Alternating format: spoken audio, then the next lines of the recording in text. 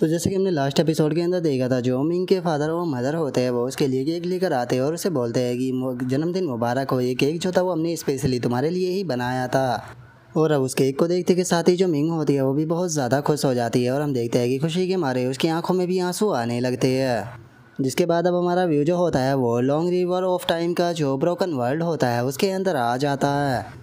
और वहीं पर ही हम देखते हैं कि एक पोर्टल को ओपन करते हुए कैट गर्ल आ जाती है और उस कैट गर्ल को देखने के बाद वहाँ पर बैठी हुई वो लड़की जो होती है वो कैट गर्ल से बोलती है कि मैंने तुम्हें जाने दिया था तो फिर तुम वापस क्यों आ गई। जो सुनते के साथ ही कैट गर्ल जो होती है वो गुस्से में उसे बोलती है कि क्या तुम्हें लगता है कि मैं तुम्हें देखने के बाद खुश हूँ। अगर जो सिस्टर वोलिंग थी मुझे उसने यहाँ पर नहीं बोला होता तुम्हें जिंदा रखने के लिए तो मुझे तुम्हारे मरने और जीने से कोई फ़र्क नहीं पड़ता। तो इसीलिए ये मेडिसिन लो, ये मेडिसिन जो है वो तुम्हारी इंजरी को हील कर देगी, जिसके बाद में तुम यहाँ पर खुद को हील कर पाओगी। क्योंकि अगर तुम मर गई तो यहाँ पर मैं अपनी ड्यूटी जो है उसे पूरा नहीं कर पाऊँगी। जो सुनते के साथ ही वो लड़की जो होती है वो खांसते हुए उससे बोलती है कि बोलेंगी ये शायद वही वाइट बर्ड है ना जो चैनी को फॉलो करती है। आखिर चैनी कहाँ पर है, वो मुझे देखने के लिए क्यों नहीं आया, क्योंकि मैं उसे यहाँ पर देखना चाहती थी। और अब हमें इस लड़की के बारे में बताया जाता है कि ये इटर्नल डीमन सेक्ट की 16वीं सेक्ट मास्टर है जिसका नाम कि ये यू है। और अब ये यू की बात को सुनने के बाद जो कैट गर्ल होती है वो गुस्से में उसे बोलती है कि मैं तुम्हें सलाह दूंगी कि तुम्हें अपने आइडिया से गिव अप कर देना चाहिए, क्योंकि जो ये और मजेस्टी है वो तुम्हें देखना नहीं चाहते और हम लोग भी तुम्हें और मजेस्टी से मिलने नहीं देने वाले। जो सुनते के साथ ही जो यू होती है वो उसे बोलती है कि ठीक है, मुझे एकदम से शैकुलेशन के अंदर जाना पड़ा जिसका मैं किसी को नहीं बता पाई, लेकिन मैंने चैनी के लिए लेटर छोड़ा था तो इसीलिए उसे रीज़न पता होगा कि क्यों मैं शैकुलेशन के अंदर गई थी। और इतना बोलकर अब वो थोड़ा ब्लश करने लगती है और ब्लश करते हुए बोलती है कि ठीक है, मैं समझ सकती हूँ ये गलती मेरी थी, इसीलिए जो चैनी है वो मेरे ऊपर गुस्सा है क्योंकि मैंने इलेजिमेंट रियलम पर ब्रेक थ्रू करने में बहुत टाइम लगा दिया। इतना टाइम मैंने भी नहीं सोचा था, लेकिन इतना टाइम बीत जाने के बाद भी चैनी ने किसी भी पार्टनर को नहीं ढूंढा, तो इसका मतलब ये साफ सा है कि वो इतने लंबे टाइम से मेरा ही इंतज़ार कर रहा था और उसने अपनी बॉडी जो है उसे मेरे लिए बचा कर रखा हुआ है। तो इसीलिए मुझे लगता है कि मुझे थोड़ा सा टाइम लेना चाहिए और जो डुअल कल्टीवेशन की बुक है उसे अच्छे से पढ़ना चाहिए। और ये यू की इस बात को सुनने के बाद कैट गर्ल को और भी ज़्यादा गुस्सा आ जाता है और वो गुस्से में चिल्लाते हुए बोलती है कि क्या तुम ये डुअल कल्टीवेशन की बेकार सी बातें कर रही हो। क्या तुम भूल चुकी हो कि तुमने और तुम्हारे सेक्ट ने जो योर मैजेस्टी थे उनके साथ में क्या किया था, और इतना कुछ कहने के बाद भी अभी भी तुम योर मैजेस्टी को पाने के सपने देख रही हो। और अब कैट गर्ल की इस बात को सुनने के बाद जो यू होती है उसे कुछ भी समझ में नहीं आता और वो कैट गर्ल से बोलती है कि मेरा सेक्ट आखिर तुम क्या बात कर रही हो, मुझे तुम्हारी कोई भी बात जो है वो समझ में नहीं आ रही। और ये यू की इस बात को सुनते के साथ ही कैट गर्ल को और भी ज़्यादा गुस्सा आ जाता है और वो गुस्से में चिल्लाते हुए बोलती है कि तुम सच में एक बेवकूफ़ हो या फिर बेवकूफ़ होने की तरह प्रिटेंड कर रही हो। तुमने अपने सेक्ट के 2 लोगों को बोला था कि वो यहाँ पर सभी लोगों को लेटर भेजे और उस लेटर के अंदर ये चीज़ जो थी वो साफ साफ लिखी हुई थी कि तुम बस योर मैजेस्टी का यहाँ पर फ़ायदा उठा रही थी ताकि तुम उसके साथ में डुअल कल्टीवेशन कर सको, और वो 10,000 कैंडिडेटों में से बस तुम्हारे लिए एक था। और उस लेटर के अंदर सबसे आखिरी की लाइन जो थी वो सबसे ज़्यादा गंदी थी, क्योंकि तुमने उसके अंदर लिखा था कि तुम्हें योर मैजेस्टी से कभी भी प्यार नहीं था, तुम तो बस उसके साथ में इसीलिए थी क्योंकि तुम फील करना चाहती थी कि ह्यूमन में इमोशंस के साथ में खेल कर कैसा लगता है। जिसके बाद भी योर मैजेस्टी को इस चीज़ के ऊपर यकीन नहीं था। वो तुम्हें ढूंढने के लिए इटर्नल डीमन सेक्ट में गए जहाँ पर कि जो तुम्हारे नीचे काम करने वाले कल्टीवेटर थे उन्होंने तुम्हारी कमांड पर उसे रोकना चाहा, लेकिन जब योर मैजेस्टी नहीं रुके तो उन्होंने हज़ारों साइन जो थे वो भी योर मैजेस्टी के ऊपर लगा दिए, जिसका योर मैजेस्टी को खुद को फोर्स करना पड़ा लगातार कई सारे ब्रेक थ्रू करने के लिए, जिसका उनका माइंड भी अनस्टेबल हो गया था।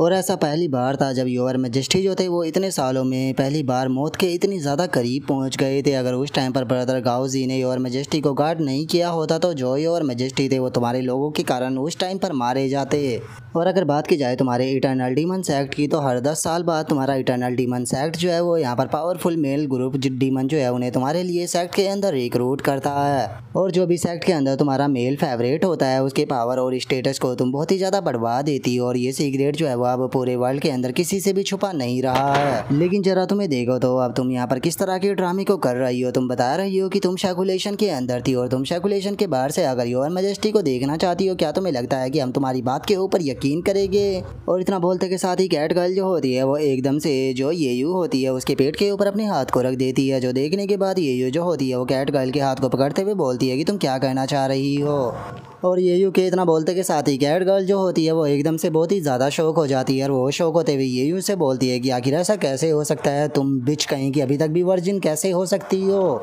और कैट गर्ल के इतना बोलते के साथ ही ये यू के मुंह से एकदम से ब्लीडिंग होने लगती है, जो देख कर कैट गर्ल उससे बोलती है कि अपनी स्पिरिचुअल एनर्जी का इस्तेमाल करना बंद करो, नहीं तो जो पॉइजन है वो तुम्हारी बॉडी के अंदर फैलता ही जाएगा। जो सुनकर ये यू जो होती है वो गुस्से में बोलती है कि उन ओल्ड बास्टरों ने मुझे प्रॉमिस किया था कि अगर मैं शकुलेशन के अंदर जाकर एलिजिमेंट रियलम को अचीव करती हूँ और थ्रोन के ऊपर बैठती हूँ तो वे लोग जो है वो चैनी को कुछ भी नहीं करेंगे। लेकिन जरा उन्होंने देखो तो चैनी के खिलाफ क्या किया है, इसीलिए अब मुझे समझ में आया कि आखिर क्यों वे ओल्ड कल्टीवेटर अपनी लाइफ को भी सेक्रीफाइस करने के लिए तैयार थे मुझे डीमन सिटी के अंदर रोकने के लिए। और इतना बोलकर अब वो कैट गर्ल से बोलती है कि मुझे तुम्हारी मदद चाहिए, मुझे बताओ कि चैनी और जो इटर्नल डीमन सेक्ट है उनके बीच में इतने सालों में क्या हुआ है। याद रखना कि तुम कोई भी चीज़ जो है वो मुझसे नहीं छुपाओगी। मैं जानना चाहती हूँ कि जिस टाइम पर मैं शकुलेशन के अंदर थी तो उस टाइम पर यहाँ पर इतने सालों में क्या क्या चीज़ें हुई है। जिसके बाद में अब हमारा व्यू जो होता है वो जियाओ यू के ऊपर आ जाता है, जहाँ पर कि चैनी जो होता है वो बोलता है कि इविल कोड का कर्ज खत्म हो जाने के कारण ही इस बच्चे की कल्टीवेशन भी खत्म हो चुकी है। अब ये बच्चे जो है वो बस एक ऑर्डिनरी सी पर्सन है। जो सुनते के साथ ही जो जियाओ नैन होती है वो चैनी से पूछती है कि ग्रैंड मास्टर तो अब हमें क्या करना होगा। जो सुनने के बाद चैनी बोलता है कि ठीक है, एक हाउस को बाय कर इस बच्ची को दे दो ताकि ये अपनी ज़िंदगी जो है उसे आराम से बिता सके। जो सुनकर जो मिंग होती है वो चैनी से कुछ बोलने की कोशिश करती है। जो सुनकर चैनी उसे बोलता है कि क्या हुआ, क्या तुम कुछ कहना चाहती हो। जो सुनकर जो मिंग होती है वो चैनी से बोलती है कि मास्टर जो जियाओ यू है उसका कोई भी रिलेटिव नहीं है इस वर्ल्ड के अंदर, और वो टोटल बस मुझे और जो जियाओ नैन है उसे ही जानती है और ये वर्ल्ड भी उसकी तरह से अनफेमिलर है। तो क्या ये सही नहीं रहेगा कि जो जियाओ यू है वो यहाँ पर हमारे साथ में ही रुक जाए। जो सुनते के साथ ही चैनी जो होता है वो बोलता है कि इस लड़की का मेरे साथ में छोटा सा कनेक्शन है, तो इसीलिए मैं यहाँ पर इसे फोर्स नहीं करने वाला। ये इसके ऊपर है कि ये यहाँ पर रुकना चाहती है या फिर यहाँ से जाना चाहती है।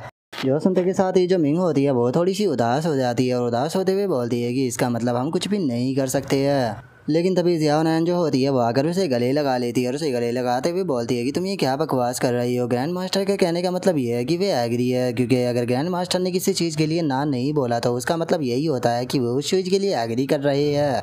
और इतना बोलते के साथ ही वो सीधे जियाओ यू के गालों को पकड़ लेती है और वो जियाओ यू के गालों को पकड़ते हुए उससे बोलती है कि जियाओ यू, मैं तुमसे पूछना चाहती हूँ कि क्या तुम मेरे और मिंग के साथ में यहाँ पर रहना चाहोगी। अगर तुम हमारे साथ में रह सकती हो तो तुम खुद के कल्टीवेशन पाथ को भी चुन पाओगी। जो सुनते के साथ ही मिंग जो होती है वो भी अब जियाओ यू के पास में आ जाती है और वो जियाओ यू के पास में आते हुए पूछती है कि जियाओ यू, क्या तुम हमारे साथ में रहना चाहोगी। जो सुनकर जियाओ यू बोलती है कि मेरी फैमिली और जो ट्राइब थे वो ख़त्म हो चुकी है इस वर्ल्ड के अंदर, मैं बस तुम लोगों को ही जानती हूँ,